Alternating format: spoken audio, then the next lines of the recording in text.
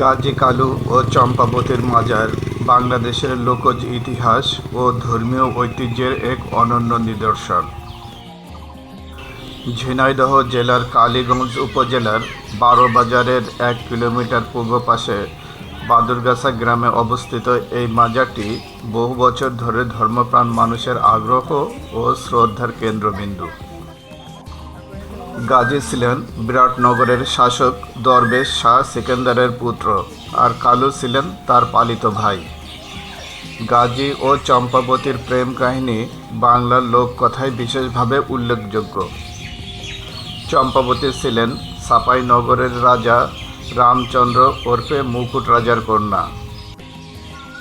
তাদের প্রেম সামাজিক ও ধর্মীয় বাধার সম্মুখীন হয়, যা এক সময় সংঘর্ষের রূপ নেয়। এই সংঘর্ষে গাজী ও কালু রাজা রামচন্দ্রের সেনাপতিকে পরাজিত করেন এবং পরবর্তীতে সেনাপতি ইসলাম ধর্ম গ্রহণ করেন। মাজার প্রাঙ্গণে রয়েছে একটি প্রাচীন বটগাছ, যার নিচে ৩টি কবর অবস্থিত। মাঝখানে গাজীর, পশ্চিমে কালুর এবং পূর্ব পাশে চম্পাবতীর।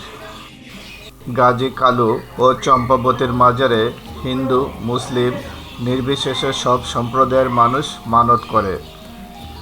বিশ্বাস অনুযায়ী মাজারে মানত করলে মনোবাসনা পূর্ণ হয় এবং অনেক ভক্ত বট গাছের শিকড়ে রঙিন পলিথিন বা সুতো বেঁধে রাখেন।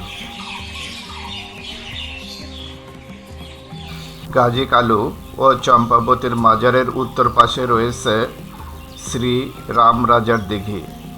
এখানে আসলে মাজার দর্শনের পাশাপাশি দিঘিটির সৌন্দর্যও উপভোগ করতে পারবেন দর্শনার্থীরা।